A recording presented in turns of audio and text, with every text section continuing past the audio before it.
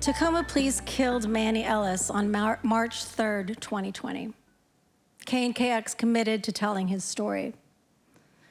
Like other outlets, it's a story we didn't pay much attention to at first, but we're a newsroom that's driven to do better by centering the voices of Black people and others who have been overlooked in the media. As part of that commitment, what happened to Manny Ellis was a story we needed to tell. Tacoma, this region, this country was convulsed by the police killing of George Floyd. And as we all saw, the protests of 2020, that massive outpouring of rage and hurt and demand and despair that this country once and for all address the racist violence of racist institutions, we believed the public was asking the same questions we were. Manny Ellis, a Black man in Tacoma, killed by the police. Why did this happen? Among the most important contributions journalists can do is to ask questions and dig and shed light on the ugliness of society in order to make our communities better. It's what we all deserve, and it's what I believe we've done with this project. I'm very proud to be sitting here with the creative team behind the walk home. Kari Plogue, Will James, Maiwa Ina, Patrick Malone, and one of the people who helped score the podcast, Tacoma's own Marcel E.C. Augustin. We're going to talk and share some audio for the next 40 minutes. We'll then be taking written audience questions. Please look for the index cards that will be passed around. Let's begin. Home. You're used to home being this place of arrival. Home as where you go to with a certain confidence that I'm going to be with the family. I'm walking to somewhere that I can unfold, I can become myself. Charles Mudede is a writer and filmmaker in the Pacific Northwest. He told us this ghost story that his grandmother told him a lifetime ago in rural Zimbabwe. One story I heard was a young man was returning home and he saw the home, and no matter how fast or how much he walked, he couldn't arrive. That horrifying feeling of not being able to go where you want to go. That was what struck me, was this notion that, you could never, ever arrive at the place you are most yourself. Well, we met as a team and we joined forces with the Seattle Times when we started seeing a bigger picture emerging here. The life of Manny Ellis, the systems he was caught up in, police culture, the false narrative of what happened, the unprecedented charges the state eventually filed against 3 officers. When we thought of whether this could be a podcast, we talked about whether it was a national story, whether it was a story we could tell better than anyone else, whether there was a universal theme, an entry point that would appeal to a wide audience. And in order to get at all that complexity, you were struck by this notion of home, of someone just trying to get there. Do you remember when that notion struck and why you chose that, helped choose that as a through line for this podcast? Yeah, absolutely. It's all due to the voice you just heard, Charles Mudede, a writer, filmmaker in the Pacific Northwest. I think he was recently in Tacoma for the Tacoma Film Festival. I think Kari saw him speak. He's one of my favorite writers in the Northwest. He's just like this public intellectual. He writes a lot about this very academic stuff, like social theory and labor theory, but he also, as you heard, has this very poetic way of writing and speaking and viewing the world. So as we were digging into this story and we were looking through all of these documents about Manny's case, we were starting to talk to Manny's sister, Monèt, about his story. We were trying to figure out, it brought up so many things that we wanted to explore about the world that we're living in, about the country we're living in. And in the middle of that, I read this article from The Stranger, and it was by Charles, and he's writing about homelessness, and he's writing about walking through Skid Row in LA. And there's just one line in the story about his walk. He wrote, "And like that African ghost story where a person eternally walks at dusk toward a home that's never reached, the more and more I walked, the more the towers of downtown refused to get nearer." So I showed that quote to the team, and I think it was Myowa who said it reminded her of Elijah McClain. It reminded her of Trayvon Martin. It reminded her of Manny. It reminded her of these Black men who were interrupted on their way to somewhere safe. They were stopped. Their walk was arrested in some way. So I interviewed Charles, and it was like, he's got this like eccentric professor vibe. So he told me to meet him at the Cornish College of the Arts in Seattle, because he was teaching a class there that day, and I got there to meet him, and he was standing there with his like suit jacket, and he was just standing in an empty classroom with no one there, and he's like, "I thought there was a class today, but there wasn't." And I was like, okay. So I sat with him for a while, and I just said, "Charles, tell me this ghost story, and tell me why it stuck with you. Why is it so scary to you?" So he told me that story that he heard from his grandmother in Zimbabwe. And when he was talking about why it was scary, it was because of the way he defined home. Home as not a place, but home as a state where you are at ease, where you can be fully yourself, where you can exhale. And that to me was like the key that unlocked this whole story. And that's the reason we made it the first lines of the podcast, because number one, in the literal sense, Manny was walking home when he was killed. Then you also have the fact that when we talked to Manny's family, his mother Marcia, his sister Monèt, when they described the arc of his life, he was on his way home. He was somebody who struggled in his life. He was dealing with the criminal justice system. He was dealing with addiction. He was dealing with his past. And toward the end of his life, as they describe it, he was sort of finding his way home again. He found a church. He found a community. And that also was interrupted. And then there's also, I think, this idea of home allowed us to get into some of the maybe darker and the more complex ideas of home and comfort. Because if you define home as comfort and being at ease, you start to think about who is allowed to feel that way. Who, when they're walking around in our communities, when they're walking around Tacoma, who is that allowed to be home for? Who is allowed to exhale and be their full selves? And so this idea of home is a way of talking about racism and systemic racism. If one group of people is allowed to feel at home, allowed to feel comfortable, does that come at the cost of someone else not feeling at home? And these are ideas we explore in the series.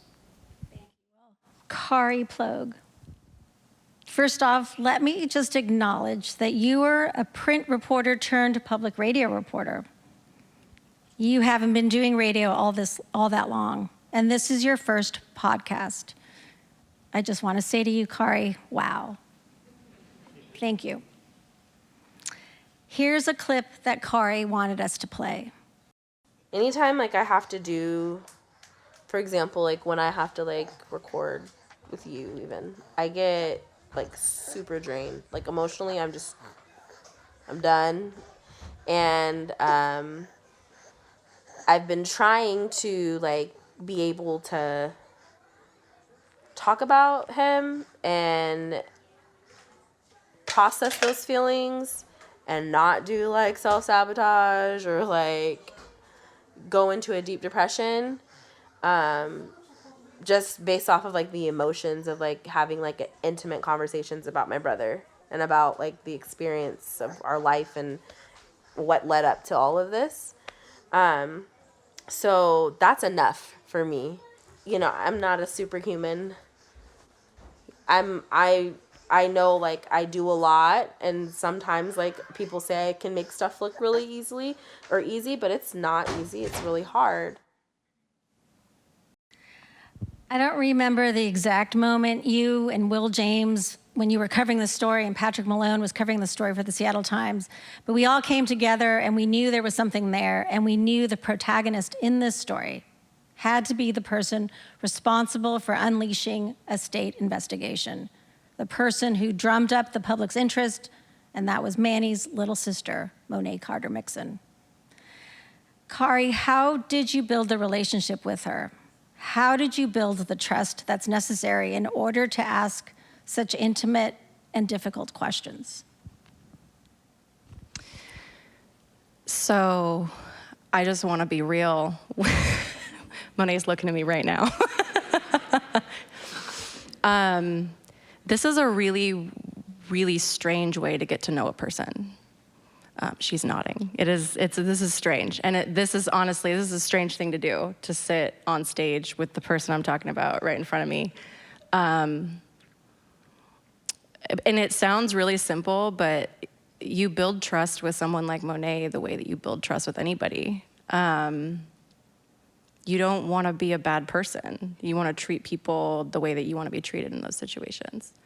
And I think reporters sometimes make the mistake that we think that we're doing sources favors when they talk to us. And it's the other way around. We're not entitled to tell people's stories. We have to earn that trust, and trust isn't earned overnight.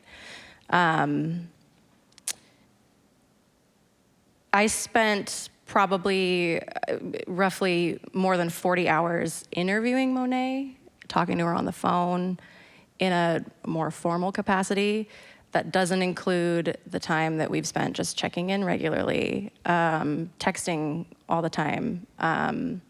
I genuinely care about Monèt and her family. I care about what they do. I care about the things that are happening in their lives. And I think that approaching conversations in that way, treating someone like a friend, and I say that, and I want to be clear, I don't think that Monèt, you have any illusions about our relationship. I think it's a relationship built out of necessity. I think, she wants to have her brother's story out in the world. We want to tell her brother's story. And that's why we have this friendly relationship. And I don't think that treating someone with humanity and empathy compromises your integrity as a journalist. And I will say that's something that I've struggled with a little bit throughout this process, because getting to know somebody on this level is really intense. It's a really strange and intense way to get to know a person. But I think it's important to care about a whole person. Monèt has stuff going on in her life, so you have to meet her where she's at. You have to be flexible when you're gonna sit down for a 90-minute interview, a 2-hour interview, and talk about some really hard stuff.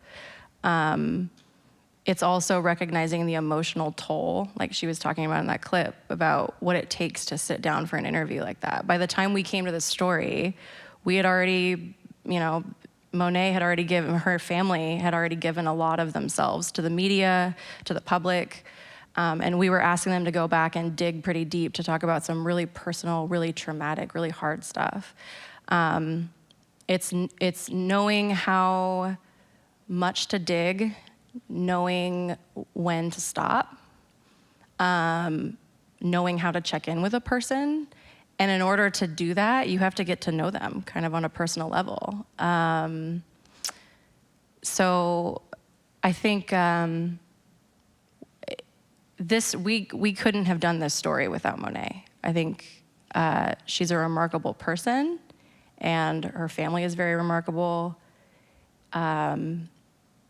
And, you know, we had to have honest conversations about she could bail at any time, and that would be fine. And we had to be okay with that. And I'm glad she didn't. I'm glad she's here today. And I know how hard that is for them to do, because this isn't some, you know, Netflix series. This isn't, it's their lives. And so when I go into any conversation with Monèt or anybody in this story, that's kind of what's at the forefront, what I'm thinking about. Thanks, Kari. You're welcome.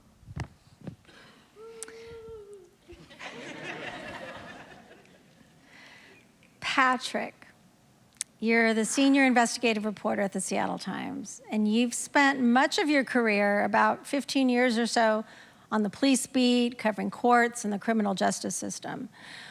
One of the things we say in this podcast is, in order to understand how and why Manny Ellis was killed, it was important to also know how he lived. Your reporting looked at how aggressively Manny was policed. You know, I was able to find times he was contacted by police that amounted to nothing, times he was contacted by police that amounted to charges that were dismissed. Those are probably the two biggest bins. And then there's a narrow number where he was contacted by police and actually got in trouble for having, for instance, stolen property or different things, especially when he was homeless, living in his car. One of these convictions came from a possession of stolen property charge. He was pulled over in this car. He admits to the officer, I'm living in this car. These are all my possessions. And they start going through it like, well, what's that? What's that? And some of the property that was in there turned out to have been reported stolen. They kept pulling him over. Broken taillight. The paint on the fender of his car didn't match the rest of the car. And a cracked windshield. Once for being out late at night with other black men. He worked as a landscaper at times, an odd job, so he would be out at like 4:35 in the morning heading to an early job. And you know, he's seen in the quote-unquote wrong neighborhood at the wrong time, and he's getting pulled over. You were relentless in tracking down, documenting everything. What struck you about how it all began? Well, I think what really struck me once I went down the rabbit hole of every police contact with Manny Ellis was these weren't occasions where he was making a scene. These weren't occasions where he was doing anything other than basically going about his everyday life. And he was getting pulled over like black men do in this country. And the reasons were reasons that catch up certain groups in bigger problems. People that don't have a lot of money. You get a ticket for an expired license plate, that grows and it increases if you can't pay it right away. And what we really saw was a bunch of systems that converged and really failed Manny Ellis in his life. The mental health system in Pierce County let him down. When he was set free from incarceration, they didn't have the programs that were recommended for him. We have him on tape, you know, telling a judge, yes, I need medication, and recognizing important things about himself, you know, and it didn't matter how many ways Manny Ellis improved himself. It didn't matter how many things he did right. He kept getting pulled over that way. And so the police were ever present in his life, and these were not occasions where anybody was saying, please come help us. These were occasions where they saw this man and they took it upon themselves to interact with him. And that includes the night that they killed him.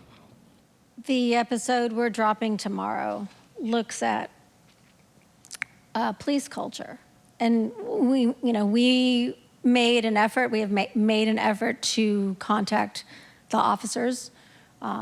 We've reached out to the attorneys, but you were able to provide a lens into the culture of the police department, of the Tacoma Police Department. I'm just wondering if you could briefly introduce us to Valencia Brooks. And thank you, Valencia, for joining us here tonight.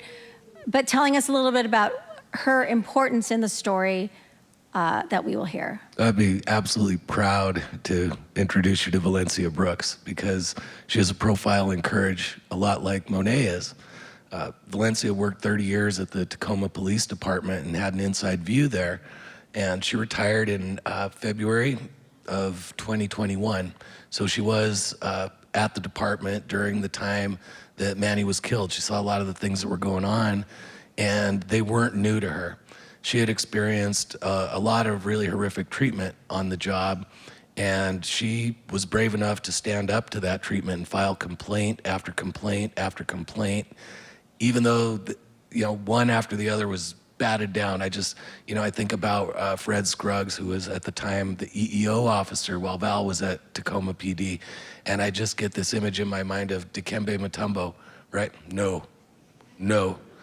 And that was how each of her complaints was greeted, and she was meticulous in how she kept records of these. She would file open records requests like a skilled journalist. She would, organize these things and maintain them like a librarian, all so that 30 years later, they would be available and she could share them with me and share them with this community to say, hey, look, this is who your police department really is. They tell you one thing about themselves, but behind closed doors, they're somebody else. And that's what the findings of these investigations really illuminated for me. And we in the media have had, all of our own stupid rules and reasons why we haven't tackled stories like this over the years. I mean, I can remember, cops bringing things to me, other places, and saying, look, I made this complaint and things are bad here. You need to do something about it. And saying, okay, show it to my editors. And if the police department rejected that complaint, 9 out of 10 media outlets are not going to touch that story. You got libel problems, you got a whole bunch of things to worry about. You got truthfulness, you got he said, she said things. But the fact of the matter is, when you have 18 complaints and only one is upheld on a very narrow sliver, as happened to Val, when you bring evidence after evidence after evidence, well, that actually does tell us quite a bit about the culture of a police department. And what it told us ultimately was there is a culture, and that culture is, the prevailing culture is male, and the prevailing culture is white, and anybody that doesn't fit that description is gonna have a hard time getting justice from the Tacoma Police Department.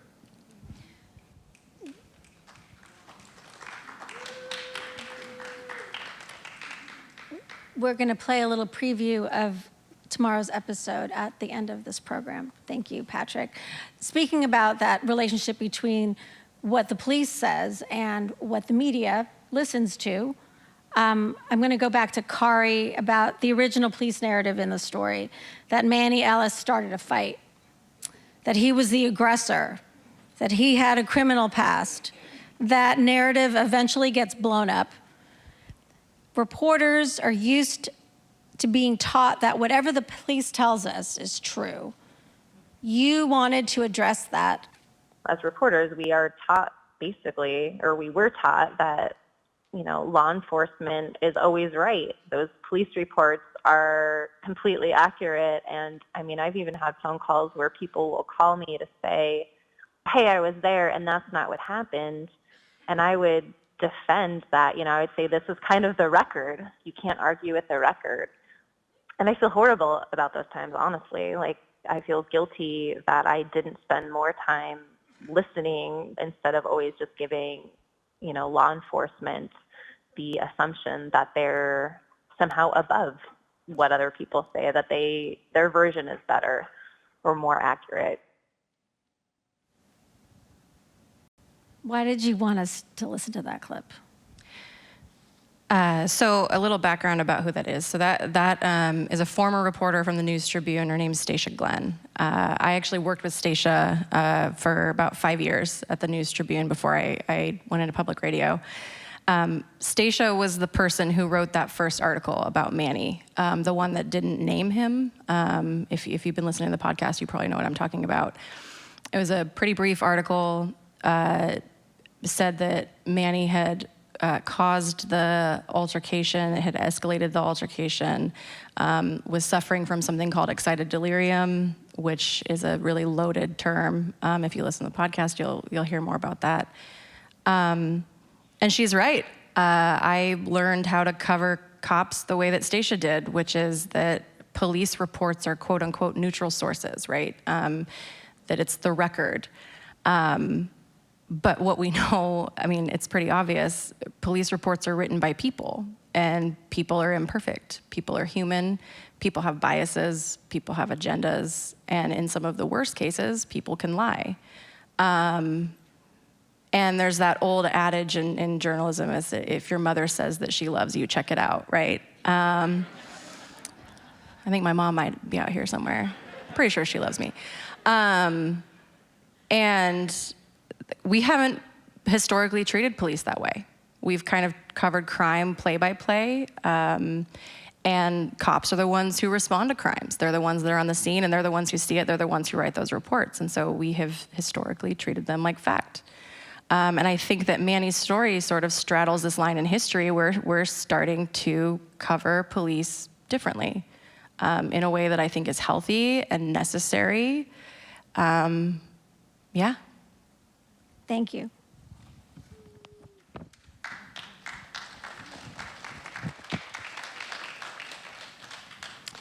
Myowa. No matter how experienced a reporter is, no matter how authoritative someone is on a particular subject, there is nothing quite as valuable as having reporters who are from the place where they're reporting. Not only do we have Kari, who grew up in Spanaway and now lives in Tacoma, but Myowa Ina, born and raised in Tacoma.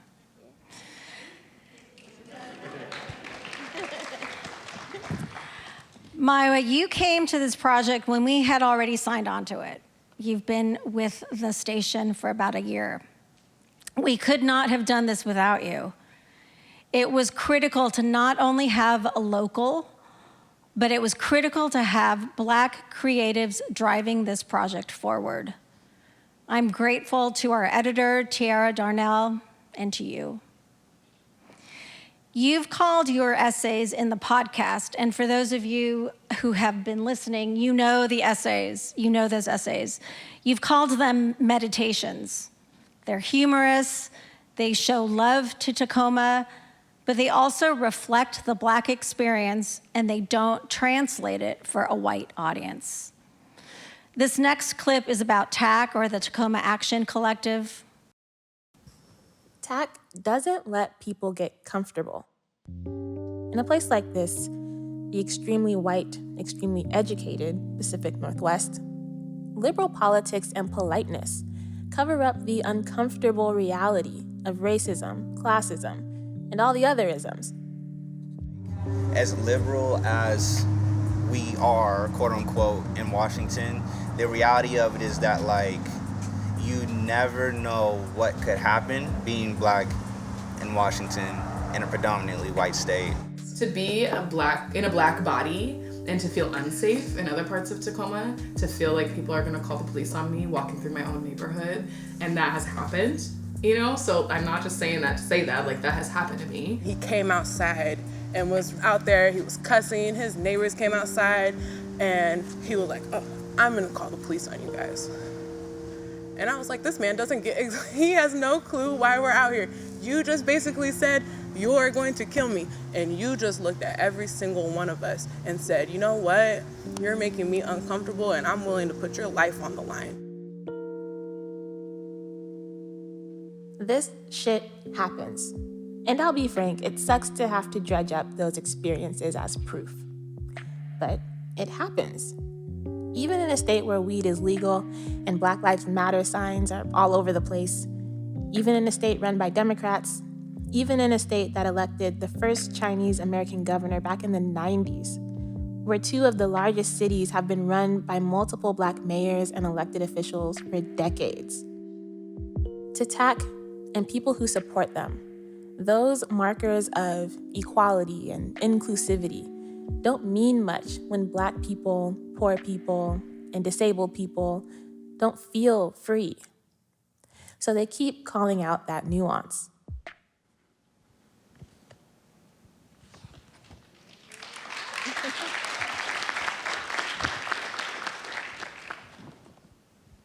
Tell me about writing that. Oh my God. I probably wrote that whole section maybe like 8 or 9 times. Because it's such a weird thing to have to like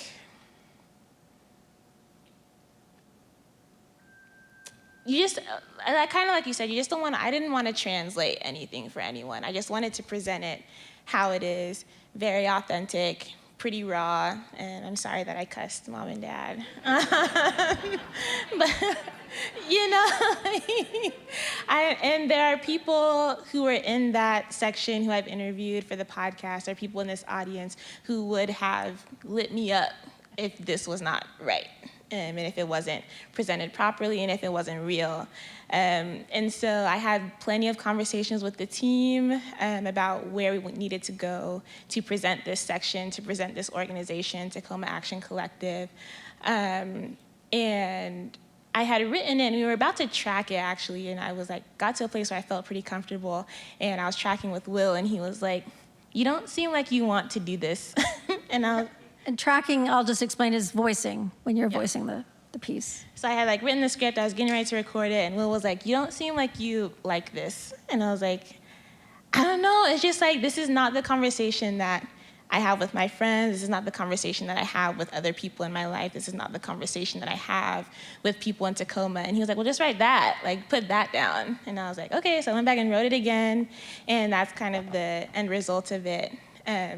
So yeah, it was tough. I think I just really felt like in order for this story to be different and to be honest, it had to reflect the people of Tacoma and the people that I knew and the people that I grew up with and sort of the way that they felt about not only this story, but about living here and what it's like to live here. Thank you. Thank you for that. You know, when we started this podcast, we had an early meeting and we all ran around the Zoom talking about the audience and who we thought this podcast was for. Do you all remember who you mentioned? Do you want to note that? Do you want to say who you were thinking about? Yeah, I remember that. I grew up in a majority white working class community in the suburbs of New York City, a place that voted very heavily for Donald Trump, a place where, you know, most people that I would talk to there if you told them about systemic racism, they would think it's bullshit. They don't believe in it, you know? So when I, you know, work on this podcast, I sometimes think about like, what is a story that we could tell people like that would get them to see that reality? So yeah. I mean, mine's very similar to Will's. It's weird because Spanaway and Tacoma are very close together, but they are very different. I don't need to tell anyone sitting out here about that.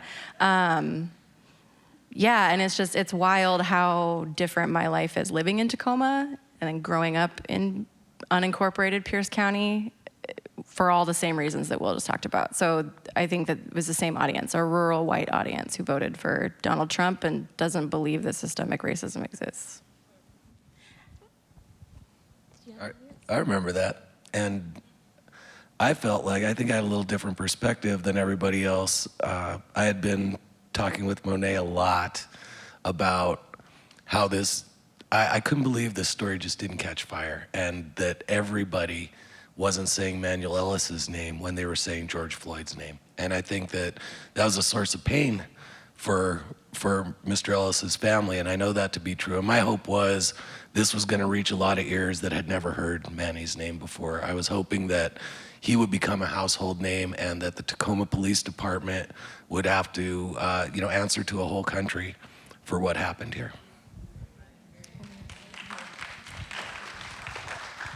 Yeah, my audience was totally different from everybody else's.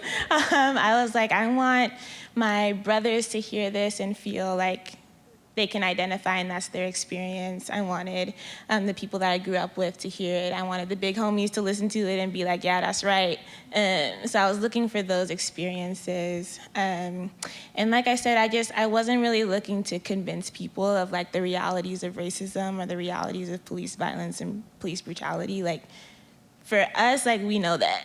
So I wanted to have a different conversation and to really just present sort of a 360 view. Like you said, some of these moments in the podcast are humorous, and I try to infuse some joy, because even though we have all of this going on and it's something that's in the back of our minds all the time, like, we're funny. Like, we enjoy our family, we enjoy like hanging out with each other, we enjoy different aspects of living here. And so I wanted to make sure that there was at least a 360 view of like all the other parts of being Black in this area.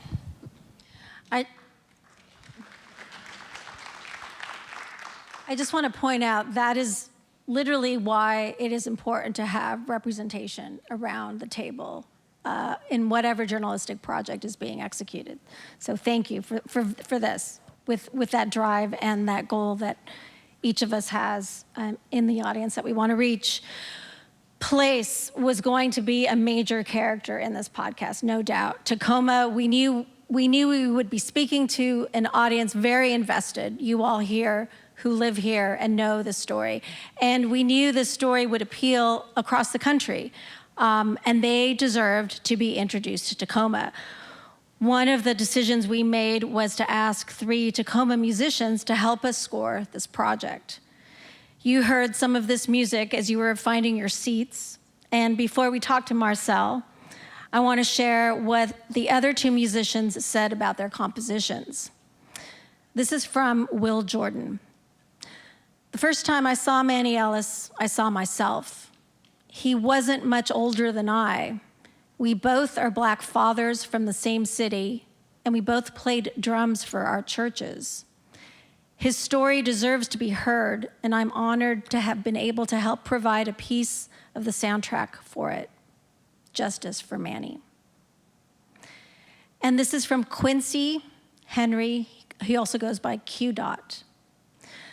I played music in the church sometimes, the drums and sometimes the keys, and like Manny, I too am a father. In a small way, I got to connect with another musician, another father, another Black man from Tacoma, who had dreams and hopes through something we shared, which was music. My role in producing music for his story was for the purpose of executing the challenging, worthy, and needed task of uplifting his name and honoring his legacy. Let's listen to a little bit of the composition that Marcel E.C. Augustin created for the walk home.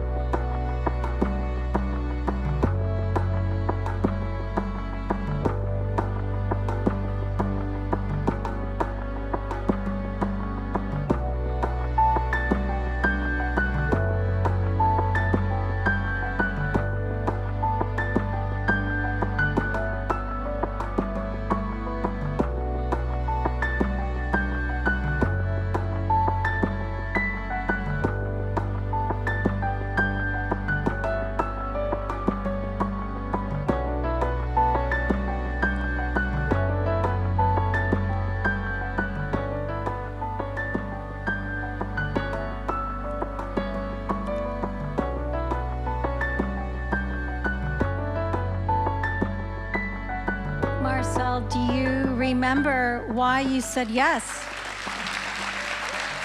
Thank you. First off, I've always wanted to work alongside KNKX. It's, for one, my favorite station. Secondly, thank you.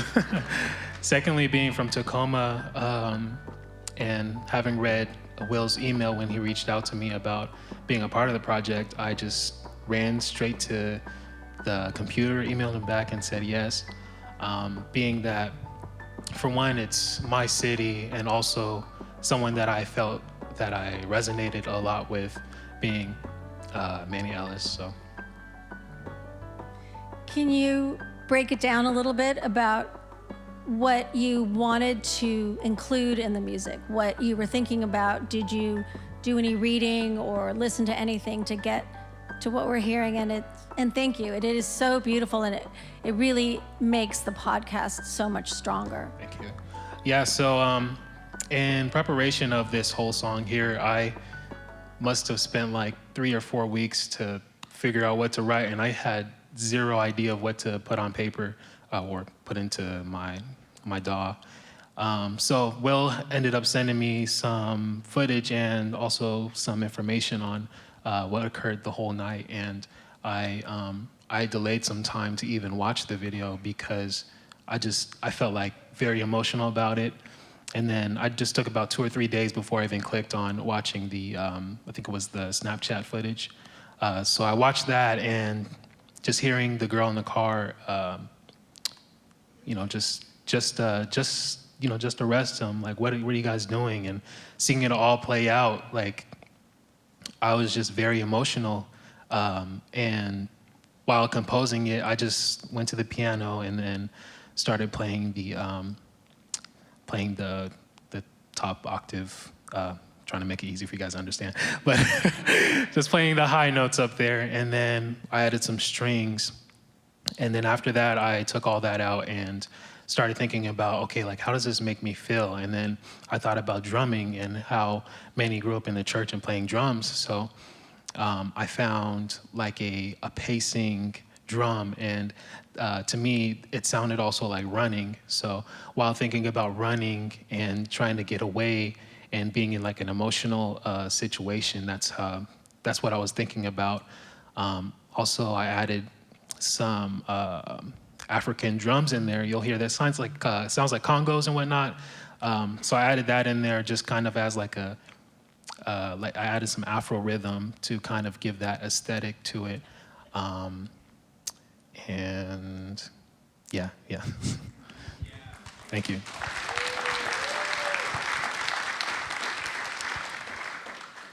We have a lot of questions, so thank you very much for taking the time. And I will note, we're not going to be able to get to all of them, but the team will look through them and we will respond. We have a newsletter, and you can find some of those answers in the newsletter. But let's begin first, please, with a question from Monèt. And Kari, thank you for bringing the microphone to her. So my question, not only for y'all, but the audience as well. One being, and this is actually James, this isn't my idea, but for his question, if, say Manny lived, right? Say he lived, and all the things happened though, there's still the recording, there's still me screaming at the top of my lungs and nobody listening. And he's still alive, not in the best shape, but he's still here. And now he's having to go through court proceedings, being given shitty deals from prosecution. I don't know if any of you guys have ever had to deal with the system here, especially with Tacoma, Superior Court, Municipal Court. Having to deal with all of that, would we still have this? And then for my question is, what about George Floyd, right? If what happened to George Floyd, what if it didn't happen? Or if it did happen, but it was treated as Manny's situation was? Where there was a video recorded the day that it happened, but it didn't get shown until 3 to 4 months after the fact. Then what? Like, would we still be here? Would this still be happening? It makes me wonder. And I want to know, like, I guess even then, like, I don't even know if you guys have even thought about that, if that came up in y'all's talks. I want to know. Thanks, Monèt. I can take the first question, or the second part of the question. That's great. Do you want to take the first part of that question? I will say, Monèt, yeah, we have talked about that. I would say that was probably one of the main theses that we were grappling with, and a big reason we did this project. A big through line in writing this series has been Manny's story sort of straddles this line. There was one story that came out before George Floyd was murdered, and then there was one that came out after.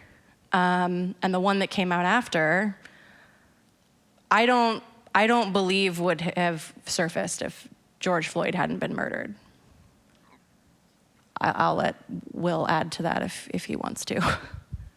No, I think that's exactly right. To the second part of your question, Monèt, your brother's story is so remarkable in part because it is this snapshot of this moment in history where the world, to an extent, changed, right? So we saw how things were going before George Floyd was murdered. We saw the direction that things were taking with the Pierce County investigation. And I think if the world did not change that summer, that process would have continued in the direction it was going. It was your advocacy and the efforts that you put in combined with that moment in history that changed the direction of the case. As for the first question, I'll tackle the first one about would we be doing this had Manny lived? And I think, yeah, but maybe, it wouldn't be getting this glow up. I think what we'd be looking at is something like what you've seen the Seattle Times do with its coverage of Ed Troyer's situation, right? With the black newspaper carrier who, we've been on that story and, Cedric is very much alive, but also the stakes are higher when you take a life. And so, you got to answer for that in ways that you don't when somebody lives. But I think we would be there for that story, and I have no doubt that you would have gone out and found that video too, regardless of these other circumstances. But and that, those of us who know you, if you didn't hear her, Monèt said she would not have stopped, and those of us that know her know that to be true. And I think that's why this story would have been a story, regardless of some of the other details that turned out the way they was your relentlessness, because I don't think you'd have let this go. And you're what's remarkable about this story in addition to everything else. So. And I just want to add, I want to underscore again, sorry, Fleur Angela, I know we're probably short on time. This project, I think I said it earlier, but I want to say it again, doesn't exist without you. You made this possible, and I know what that takes for you every day. I don't know if everybody here really understands that. So I want to thank you again and again for your participation in it. So.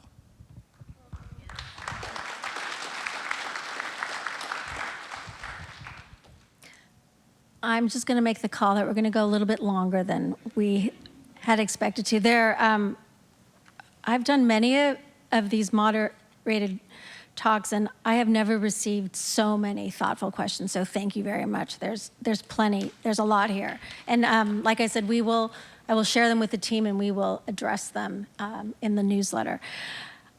Here's a question for you, Maiwa.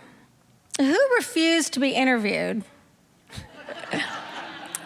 And what do you think their voice would have added to the story? And I'll just make a note, right? We've dropped 4 episodes. It's an 8-episode podcast. So there's always a chance that the voices that we are going after, they may come through. That's a good question, because I had a little bit of a meltdown a few weeks ago because I was so frustrated. A number of people refused to speak with us for this podcast. After many overtures, after many conversations, a lot of people told us, oh, we would love to, but we can't. The majority of them being law enforcement, a single law enforcement officer or spokesperson would sit down with us to speak about this story. The people who are sort of tangentially related are like retired or outside of the city, outside of the state even, to give that perspective. Most of the local elected officials that we reached out to that have even sort of a crumb of power or influence over this case or related to this case, they all said no. But really the thing that kind of like pushed me over the edge, we had been trying to get Mayor Woodards to sit down with us for a very, very long time. And we knew it was kind of a long shot just because, legal things, liability things. Maybe she couldn't speak directly to the case. But I just wanted to know, like, you're from around here, you're a Black woman mayor, you're operating and governing in this moment. Tell me about, like, your identity. Tell me about, like, how you navigate that. Tell me about what the tension is there. Couldn't even get biographical information from Mayor Woodards. And so if anybody here has the mayor's ear, please let her know that we would still like to speak with her.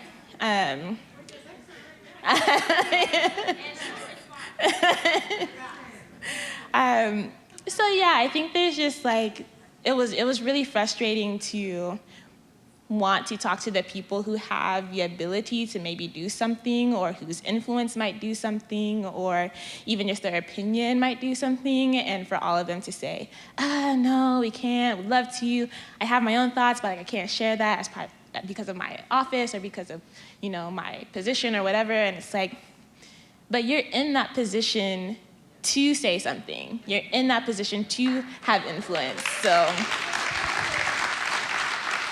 we are still diligently working. That's a conversation that I think we're gonna have in future episodes with whatever we can get. But yeah, frustrating.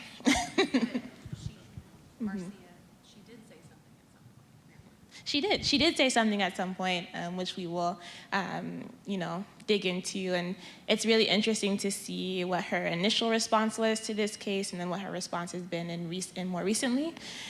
So we will talk about that contrast and get into that.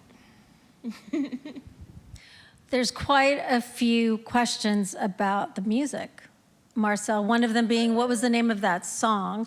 Oh, the name of that song is The Walk Home.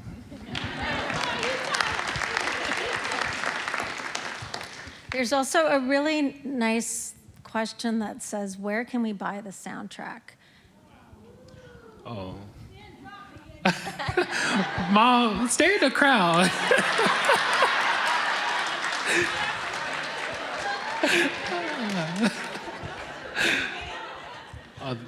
This soundtrack isn't out yet, is it? Or?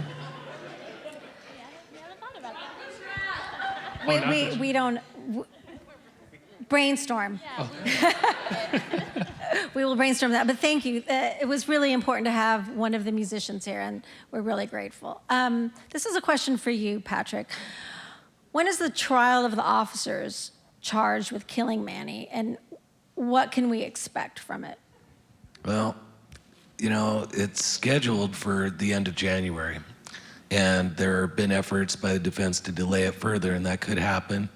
I've covered dozens of homicide trials, and so there are a lot of questions about it. Here's the one guarantee I'll make you, is that you don't want to predict anything, because these things are very, you know, sometimes things look so cut and dry, but the court system is got its own rules. Not everything that we've reported is even going to be shared with the jury, perhaps. So, you know, I would caution everyone to just be careful. Anything can happen here. Don't have your mind made up that you're sure this or that is going to happen. We may or may not hear from these officers, right? I mean, it's a gamble anytime you put a criminal defendant on the stand. Then they got to talk about what they did in Afghanistan. Then they got to talk about what they did in Iraq. Then they got to talk about when they worked at a police department in North Carolina. And these are not flattering facts. So I think that, you know, there's a lot that remains to be seen. Are we going to see a plea deal? I'll tell you one thing that has been interesting to me, as someone who's quite familiar with the court system, is that there's been no effort by the defense to move this out of Tacoma. And what that says to me is they're good with this jury pool. So, you know, and that is something that could change, but it's a conclusion that can be logically drawn from the fact that they have not asked for a change of venue in the one part of the state where all the media coverage has been.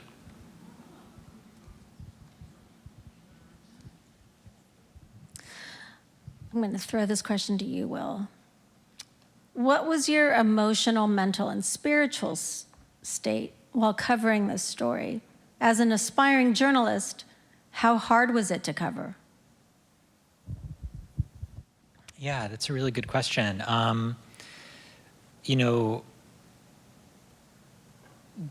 I spent a lot of time covering back on the East Coast, all sorts of very disastrous and difficult stories. I covered the Sandy Hook shooting, the Boston Marathon bombing, Hurricane Sandy, other mass shootings.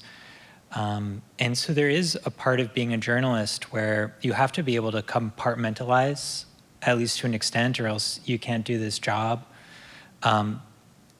However, you know, I think if you also don't let any emotion in, you also can't do this job. Like, if you just attack everything with just your intellect and you're just doing a job, like, that's hollow, and you're not going to be a good storyteller. You're not going to be a good writer. So, yeah, this story was, you know, we were covering it in the early days, right? Like, I covered the June 3rd, 2020 vigil that Monèt and Marcia and Matt and like your whole family spoke there.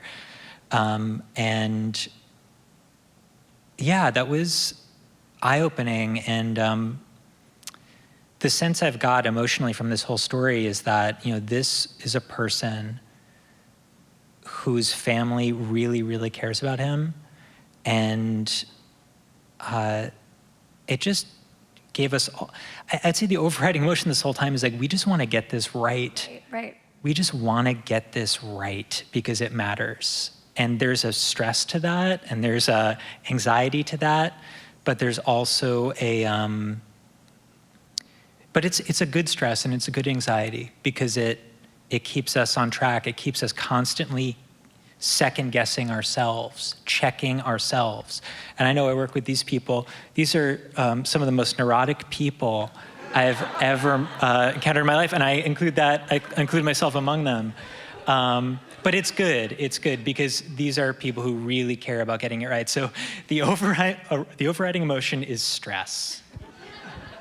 Well, and it's not a story that you can keep at arm's length. It's exactly what Will is saying. And I just want to point out, we could not have made this podcast without this team, without each of these individuals here assembled. That is the strength of the podcast, is this creative team right here. And I am really grateful that you all are here and are forging ahead.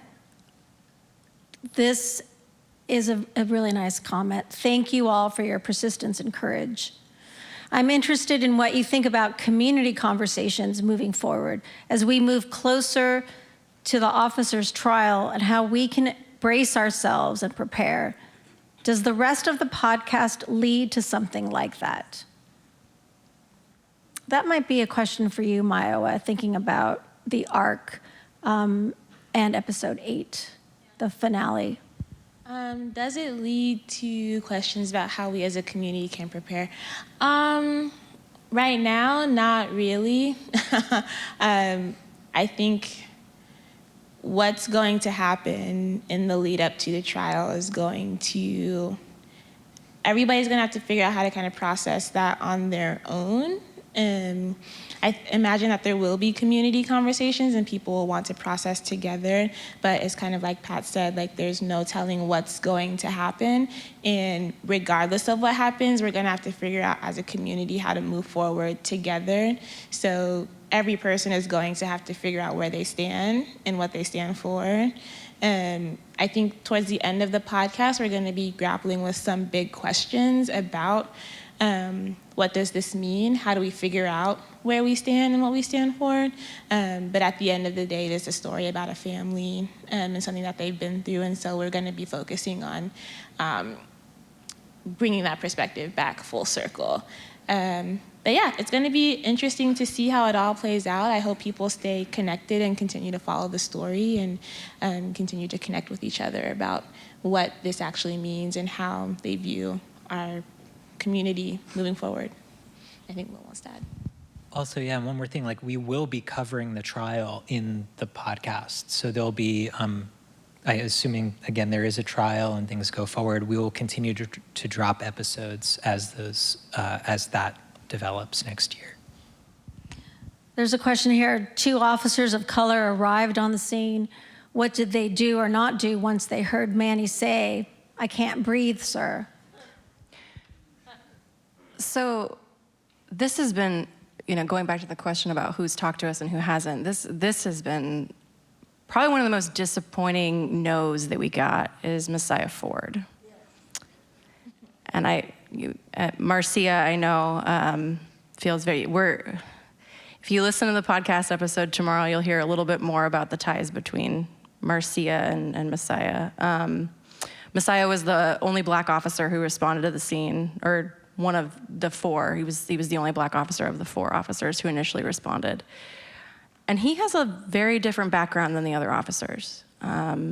There's been articles out there about how he identifies as gay and Muslim, which is those are some marginalized identities that aren't typically ones that you find in police departments, which are overwhelmingly white and male. And yeah, that's the person that I would have loved to ask some really hard questions to. And I don't know if we'll ever have that opportunity. And I'll also say the team is working on episode 6, and the question about what did the officers do is broken down in such granular detail. It is shocking and striking if you compare it to that initial narrative that was in the newspaper. Can I just add a little bit onto that? Because I think it kind of gets to the limits of representation and kind of like how we are trying to have a conversation that's kind of like at the 201 level or the 301 level. Because like you have Manny, who's the victim of the situation. You have Messiah Ford, who I also went to high school with, which is like crazy, who is participating in the event. You have this happen under the watch of a black mayor. You have this happen under the watch of like black elected officials. We now have a black police chief. And so there are all of these people who are people of color who are in positions of power, ostensibly, and like these things still happen. And so it's really about the strength and veracity of this system that they are a part of. And that's the conversation that I think we're trying to have, which is like, it's not enough just to have a black person there to like prevent these things from happening, but they also have to have like the mindset in that situation.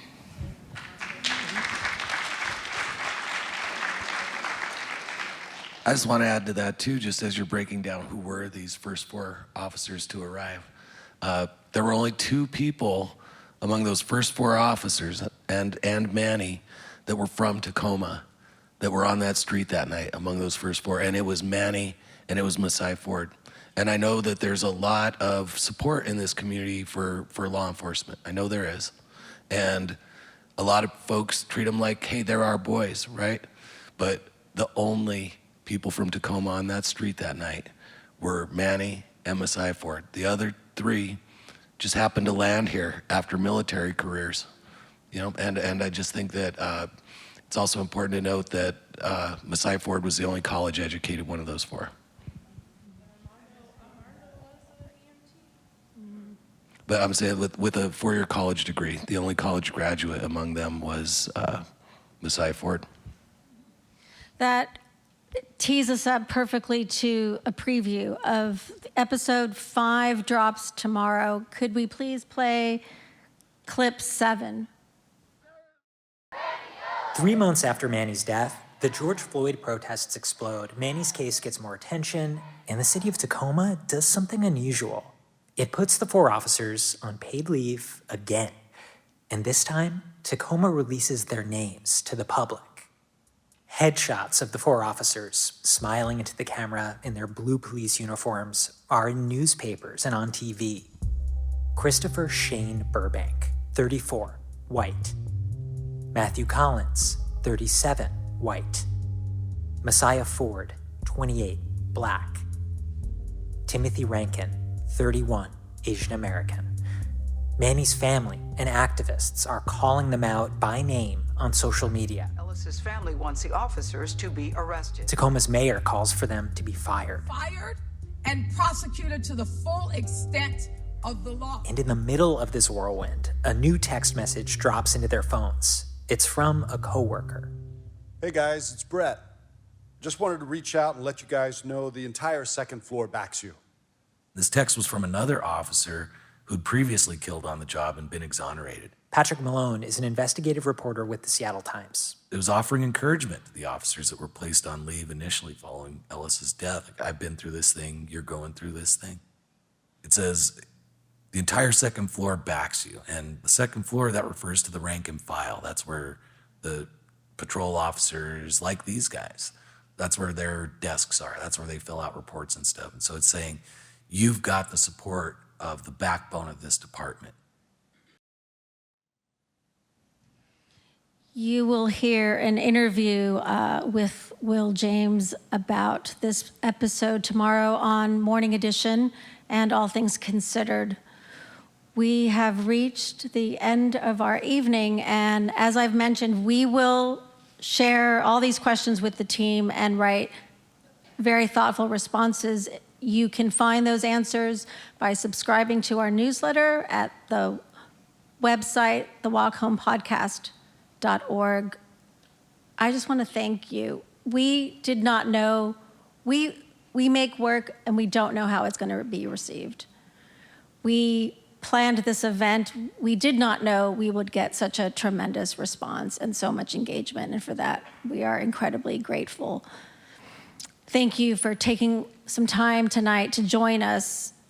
Thank you to the Seattle Times investigations team, to Patrick, and to Jonathan Martin, his editor, and the other executive producer. I know you're out there, Jonathan, but I cannot see you.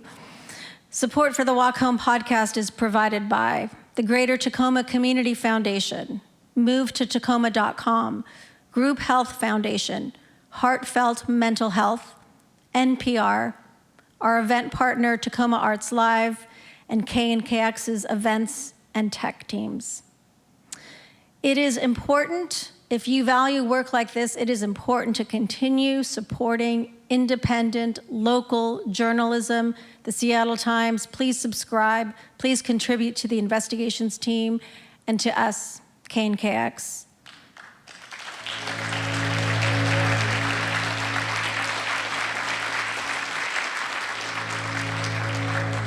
One of the questions that was asked was, how do we raise exposure for this podcast? And I will say, share it, subscribe, give us a rating on Apple Podcast or wherever you get your podcast. Spread the word. That is how, there are a million podcasts out there, and they are discovered through recommendations like yours. Thank you very much for coming, and good night.